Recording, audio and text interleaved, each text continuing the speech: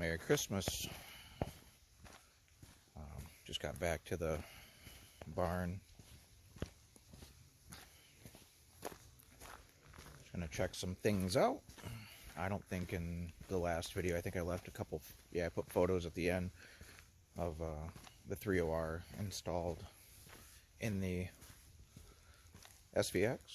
So, I mean, it's not installed. It's sitting down on the engine mount pockets. That's going to have to be modified a little bit, widened. Holy shit. Damn. Problem. Hold please. So yeah, I made an error last night and double stacked tires to set the engine on because I was trying to keep it up off the ground so I could kind of look it over, clean it up today. And of course, you know, the tires probably changed temperature or just collapsed under the weight of the damn motor, and it fell over on the corner on the side. So I've got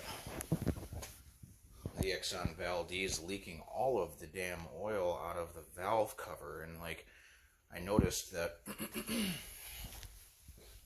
that this grommet was leaking when I pulled it out of the car. You know, oh, here's where it all came out. Shit, through the damn breather. So yeah, that was leaking too. Obviously, this thing's been leaking previously. And my God, do I hope that, like, so it fell over, obviously. It doesn't look like it got damaged, thankfully. Hopefully it was like a slow thing, and it just kind of creaked over. I don't... Jeez! Oh, there's where it hit. That looks like it took the brunt of the damage there. Huh. Well, wouldn't be the first broken Subaru timing cover. Unfortunately, those are nearly impossible to find. I gotta spread some... So, like, the whole point of today was, you know, it's Christmas, so I was just going to come out here and clean up a little bit and get this thing ready to push out the door so I could pull the other car in and put this engine in. It's starting to look like I'll be doing a whole lot of house cleaning and maybe not so much moving the other car in.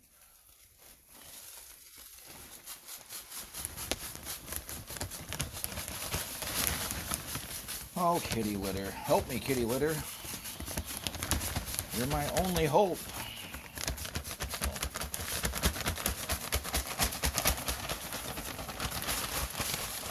I don't know. If you guys work in your own garages, some people don't care. They'll just let the stuff sit on the floor, but obviously I wear gloves. I try to clean up after myself because this is a lone space. Wow, that's not, I don't know if that's all the oil, because there's like 6 or 7 quarts in these. Oh, there's a button.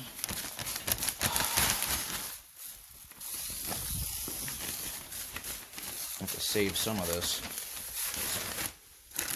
The trans leaked a little bit under the car. Not a ton. Like, nothing compared to this. Woo, wow. So anyway, I came out here to show you guys this. Let me see if I can find a spot to set it.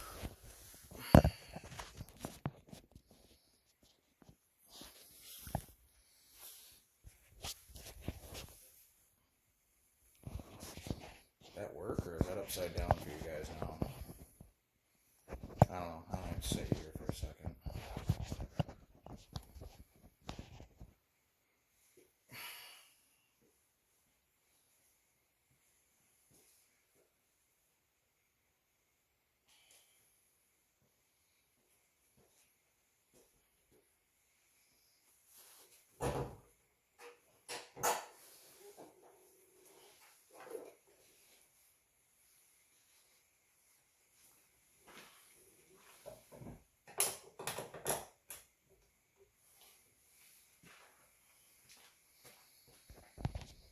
There she is in all of her glory.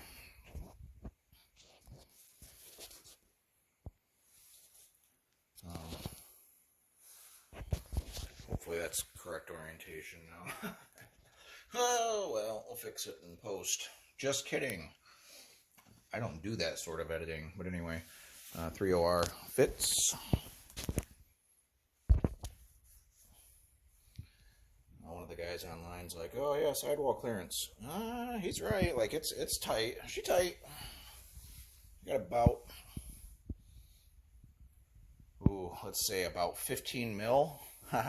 About an inch tops. Right up at this front timing cover. But that is the widest point of the motor. The actual spark plugs access, not bad. Like, shit, man. Actually, if that's where it's going to live, you could almost do the plugs from the top once you move some stuff out of the way. It sits up high, it seems like. I think, well, it is sitting up high right now because it's not fully in the pocket. You can see that this side of the engine's up higher. But, she's in there, man. And as you can see, the hood was closed. I'm really curious as to what it's going to look like with some accessories on the front. Like, I mean, the car's pitched up so much on the jack stands right now that it looks so weird sitting in there because that is close, right? It looks close. I was really concerned about the oil fill and dipstick. Like, that sticks up a ton. It's like, hey, there I am. But yeah, no, it seems to work. I don't have a cap on it yet, right? I haven't put a cap on it to see if the hood still closes, but I think we're going to be okay. You know, in my heart, what is his name? Black Thumb on YouTube has a older legacy wagon that he supercharged with one of these motors in a Haltech. And he's got all the cut send files, he said, on that, in a link on that video. And, God, man. It's like, if it doesn't stick up much further than a stock intake manifold, once you put the, aluminum box in, and, I mean, shoot, dude, I guess, I got a spare hood. Cut a dang hood. Put a scoop in it. Anyway. We're just wishful thinking here. I've always wanted to. So when I first got an H6 motor car, the original 92 out there, I went to the junkyard and almost immediately grabbed a 3.8 supercharger off of a Pontiac or Buick that was out there. It's like a Series 2 3800 supercharger, whatever that is, the M92 or whatever. Anyway, and that was like that's what I wanted to do. I was trying to get my buddy, who was a really good fabricator, to, like, if I give you an intake manifold and you can cut the center out of it, can you make me a mount for that? And it never materialized, obviously. I moved that supercharger between 3 addresses probably while I owned that vehicle and was going to school and moving on with my life. And then finally I threw it away. Like, I straight up set it next to the dumpster where I live and just let somebody pick it up for scrap. So, anyway, I don't know if in the other videos I really showed the inside of this car. So, I'm going to try to keep it short and sweet today. Obviously, the seats are freaking terrible. So, in 92, you could get Alcantara seats, which is this material here. Those are the ones to have, like, well, now they are anyway. Maybe these leather seats were really nice when they first came out, but now they're all, like, stiff, like a breadstick. And then, the bolster's all, it's not blown out, like, and these seats aren't terribly uncomfortable, but they are just, like, big American-ass seats, which, the Alcantara-style ones, even though they're same cut, same pattern, like, they seem to hold you in the seat better because you're not sliding on the leather. But anyway, so I started the process of pulling the steering wheel. Like, I've had this off, actually, because I was trying to throw one of those 2 steering wheels on. This one's real cool. This is a typical LL Bean, 2001 to 2004. This thing's sweet. So this is out of an 08 30R Legacy. So this is a Momo wheel with dark wood grain. So like the LL Bean car that I have up front, the 06, has a wood grain wheel too. But because it's not the 08, it doesn't have the Sport Sharp mode. It doesn't have the intelligent, the iSet there. It doesn't have all the functions of the switches there. And the wood grain is like a light. It's lighter than that wood grain on that wheel. So, you know, it's boomer grade wood wheel. But that one's pretty cool. Like that dark, like chocolate wood grain actually works pretty darn well with the stock interior, right? This plastic shit, it's so old and beat, but like it's close. So I mean, you get the idea. Unfortunately, and I'll just show it in this video, I guess, the clock spring's weird in these cars. So like as you can see, it's notched out over on the side here instead of like on the top or bottom like you'd see on most of them. So when you pull this wheel off and you go to put this on, you know, you'd have to hog out that area. And then as you can see, it's just different. So like you can't orientate the clock spring correctly with an aftermarket wheel. Well, maybe with an aftermarket wheel, but not with another Subaru wheel. At least not one that I've seen. People mount, like I've seen people mount the tri-spoke asymmetrical original XT wheel on here. And then I've also seen people put that other LL Bean wheel, the 01 to 04 wheel on. But when I asked them, they said, oh yeah, no, these alignment pins, the plastic pins, like they either got rid of them completely so that they could just set the wheel on there and make it work, or they removed the clock spring and then or modified the wheels. So not an easy swap, unfortunately, but it is going to happen. Like I'll figure it out eventually, but it's just once I got into it and it's like, hey, I got enough stuff going on right now. I don't need to deal with that right now. Steering wheel, not the biggest issue. So yeah, look at how, yeah, tasty. That would be power steering pump residues. And then obviously this car so this timing cover came off of the engine that's in my 06 right now. I bought that 06 LL Bean car as a swap option, or maybe a flip, right? I was going to flip it and then buy a JDM motor for this. And anyway, long story short, I bought that thing, and it was right after I sold my WRX, and then I went to an SCCA event. Maybe I'll throw a clip in of me hitting the cone, but basically you got this coolant crossover pipe that runs across the bottom of these motors, you know, to the oil filter from the thermostat housing, and the cone bent that damn metal pipe enough to rip the rubber hose portion before the cooler. And like I didn't notice it. I finished out the whole SCCA event, and maybe it didn't rip until later, right? Like after it cooled and heated or something. But like I drove it, you know, 50 miles back home.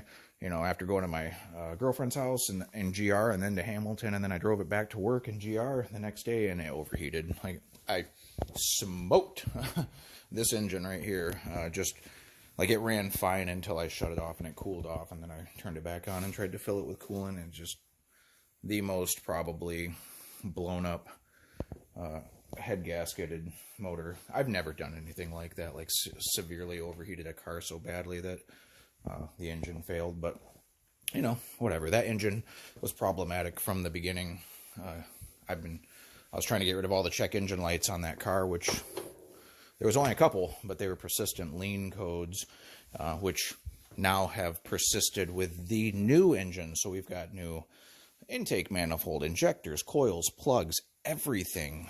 And I'm still getting a persistent lean code. The only thing that hasn't changed completely or been swapped out, and I mean everything, sensors, MAF, all of it, everything underneath, all the lines, fuel pressure regulator I replaced on that car, trying to chase this frickin' lean code. And you know, it was only popping the code, like the stored data was always at idle. So like I couldn't get it to you know, I couldn't extrapolate the data from my scan tool well enough to pinpoint it. And I'm at the point now where I think that it's either got to be an O2 sensor issue with what's in there, because I replaced two, one upstream and one downstream, so I could switch it from bank to bank, but it's always a lean condition code at idle on both banks, right? So that would be indicative of a false air situation. But like I said, I've replaced the intake manifold gaskets, I've replaced the intake itself, I've replaced the injector, and well, the whole engine, obviously, and like, you know, to eliminate those sorts of things. And it's, I don't know, it could be a wiring, and maybe the ECU is just junk in that thing, I don't know, but it doesn't have to make it much longer. I'm getting a JDM motor from